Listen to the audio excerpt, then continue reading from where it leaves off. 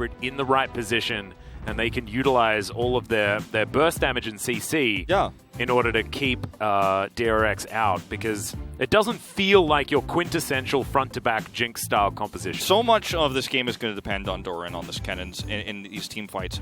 The other thing to consider is insane wombo potential on the side of DRX. I mean, Yar comes in, has a big stun, you have a fall-up Orianna ball. I mean, it doesn't matter the order. There's a huge Lily asleep, and then Rel comes in, and it's like, uh-oh.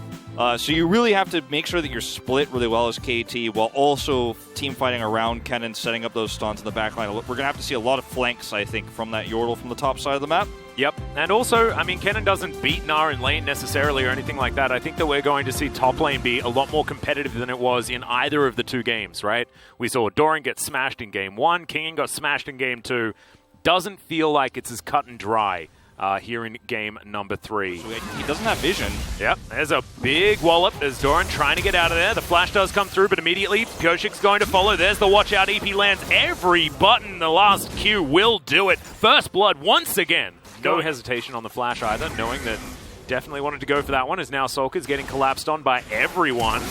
And there's the flash play. Solka going to flash the right direction, but Gideon just gets into point-blank range and destroys the Clockwork Lady in the middle. Poor Gideon, who was able just to get up there and take that one. Hook is going to land here on the bottom side, as that's the Cards of Blessing that we were talking about. Bow's going to get flayed back as Hybrid, taking a fair bit of damage, and Becker actually is going to keep himself up. And unfortunately, it was a cast a curse, not a blessing, as Zeus is going to get pulled back there, and the hook is going to connect. Bao could be in trouble, but not before he gets himself a double kill. And again, Tract and Repel comes through. Rel is just pretty damn good, as it turns out. There is a Gnar into the wall. Kingen finding the boulder there as well, as Doran gets very sleepy at the inopportune time and will be taken down as well. And DRX coordinated. Also ward here, as once again, Doran's going to get Nard. Taking a lot of damage here from Kingen as well. He's just thrown boulder after boulder. Is this the solo? Yes, it is. So easy. Just throws a UFO into the rat's head, and he is taken down. Kingen killing the solo killer on the top side of the map solo. I mean, this is Kingen's Gnar, but it is also just a misjudgment by Doran. Himself a ward down, and now he's just hoping that this cannon is going to be taken before Doran can get any experience from it. Does so very comfortably. A kill, 2 assists, all turret plates, and the turret before 14 minutes. That's not bad, is it? It's not bad. Pretty solid here. At least with, you know, the catch there on Pioshik, KT are able to trade this Drake back. And it's a cloud. There it is. Well, we got 3 different ones. We're missing the Ocean Soul for our collection of souls so far today, so I think this is okay. He's just not showing the respect, like you mentioned. Well, now there's flashes out, but it's not going to get them anywhere. Gideon, he's going to die. Well, is Kingen going to survive? The answer is yes. Gets that flash over the wall, as now Pioshik is able to dance his way around, but does want to disengage now. Not exactly the tankiest little Lilia that we have ever seen. A Super Mega Death Rocket is going to go wide, but I feel fortunately for Hybrid, Kingen was nowhere near the vicinity. I think Kingen was just trying to make sure that Pioshik got the kill.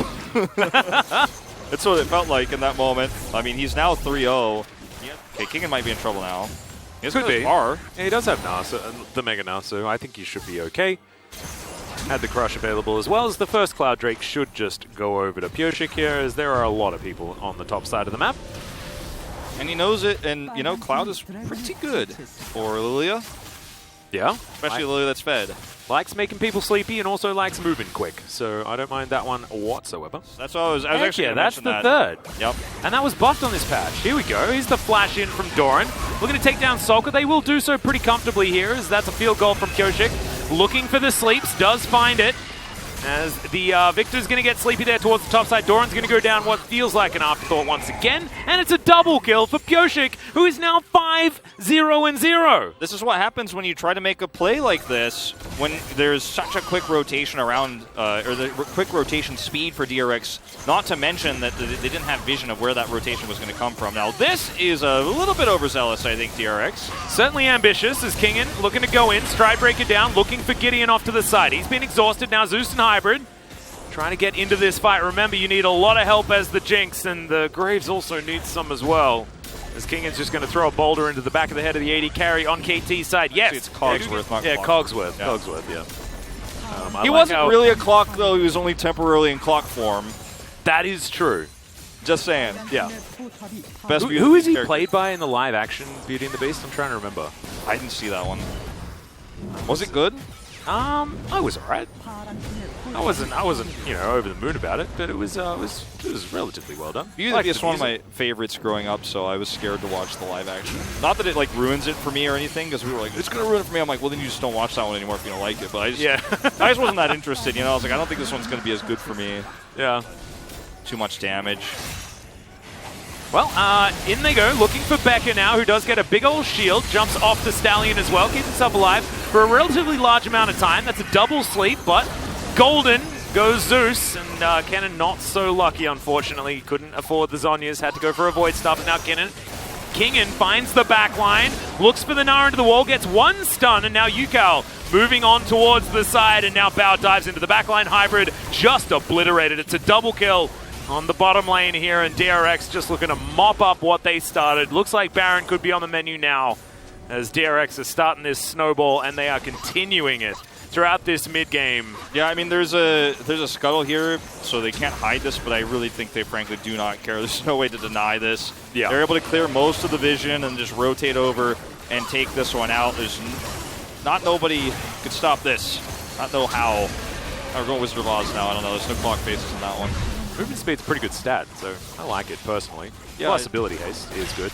We got a siege in the mid lane as DRX are just moving it on down. I mean, they just have Baron buff, so they're just going to try to lock it out, right? That's what I was kind of saying. The Baron in this game feels like the keys to the Nexus, because you're going to get the mid push in that's almost going to guarantee inhibitor. Really nice defense here from KT so far, but then you're going to start getting pulled apart here as the next wave crashes in, and then Kingen's top wave crashes in, and you start getting spread a little bit thin. Oh my god. And all this damage, all the scaling. Yeah, he's huge. Leandri's just going to take it away. Well, Hook connects onto Kingen. Chaos Storm's going to follow him there for a little while, but it looks like it is going to be the inhibitor just taken down. Zeus. Zeus in trouble. He's going to be taken down. Bao collects that one with the Killer Instinct, and DRX are going to continue the push here. They've got two cannons, but no Baron buff left available as Kingen's going to miss the Gnar, but no harm. I mean, with all the Cloud Drakes, I mean, yeah, we're getting close. I'd actually be there, as now Kingen is going to get encircled. Does flash away from the Hook, as now the fight is on. Zeus is going to go down first, as Hybrid's just getting closed in on the Lilia. Will sort that one out as Bao gets the double.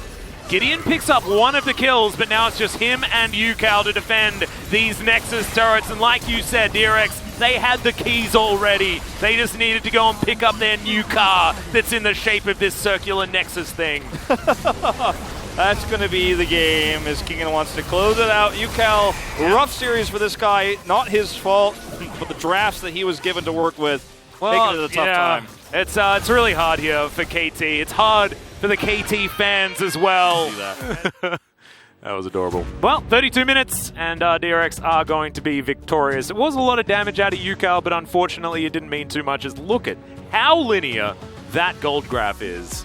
Yeah. DRX is starting to level up, Wolf. I think it's, we got to start talking about this team differently. Or at least I do, because I really did have trouble categorizing what makes DRX good. And it's a lot of clean macro play, and it's less individuality on this team and more about working well together as a team. And games like Game 2 are the ones where you have doubts, right? Where you're like, there's some serious issues here. But when they do look good, you trust them, you believe them. And even in Game 2 where they're behind, you're like, well, they almost turned that game around. That's unbelievable. And that's why it's tricky to sort out where DRX stands. Thank you very much, guys. And DRX takes the match win up against KT Roaster, and this is the win number 8 for DRX for the spring split. What's your take on the draft, guys? KT was able to play Drastic comp once again, which means DRX wasn't too worried about this bottom duo comp. DRX was able to kind of extend game number 2, well, with the way how they played the team fight, but still, Jinx was the menace for game number 2 for sure, but I guess DRX decided not to play Blitzcrank, and they knew how to win with Lilia well together. I think DRX, their constant Hecarim bans implied that they are thinking Hecarim is the counterpick into Lilia. And because Hecarim and Udyr was banned out. Maybe Kato Roaster could just be one Lilia in this game, but their choice was Thresh. So looking at the draft overall, Kennen does find some momentum where he can outplay Gnar and kind of get stronger than Gnar, but in general, this thing can be kind of twisted by the gank coming out from the junglers. And KT Roaster was not able to show the power of their top side based on the theme of their comp. And DRX is way better when it comes down to combats and team fights. Then let's take a look at the DRX combat ability. This fight was actually going in favor of KT. Thresh was able to connect his hook on Kai'Sa, but Becca was ready to pull off his heroic counterplay. Rel actually held on to his exhaust during that 2-on-2 fight, and then she was able to use their exhaust onto Graves, and then we had a follow-up kill coming from the top lane as well. Maybe because Jinx had cleanse, well, Rel decided not to use her cleanse onto Jinx, and she was able to use it on Graves in order to buy more space for Kai'Sa. It was good that Thresh was able to find his hook, but Rel was actually able to find a double stun because Jinx and Thresh were grouped up. Moving on, we saw a counter jungle play from Gideon, and that didn't really work well. Let's see why he was pulling off that play. Lilia had the bottom side scuttle, and then KT Roaster had this vision that Orianna was trying to go for the blue buff, which means KT Roaster, they assumed Lilia would be there, handing over the blue buff as well. So Gideon went for a counter jungle play for the Kruk camp, and he did not see that Lilia was at the red buff. So it was a very easy kill picked up by DRX, but we can kind of see why Gideon was going for that counter jungle play. No one could have guessed that Orianna would be soloing that blue buff. Gideon did have some reason to go for the play, but his setup was not that clean.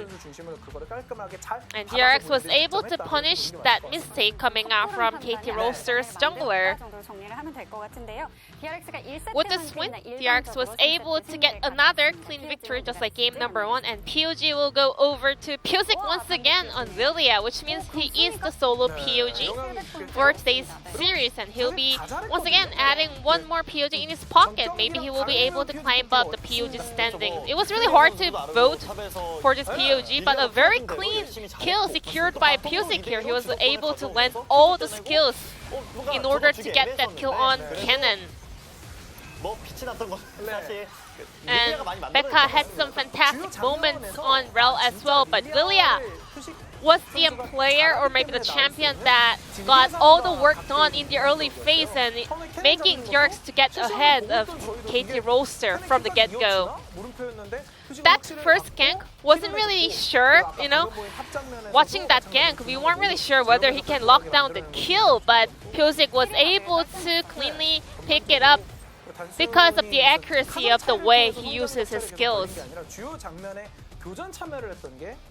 And in this game, Pusick was able to out-jungle the opponent by the combat ability and the participation in the fight. It's not about scaling or farming. Keria, Pusick, Chobi, the former DRX members are on the POG standings, and unanimous POG votes secured by Pusick in this game. I guess everyone was on the same page, but still Becca was doing a fantastic work as well. So props over to him.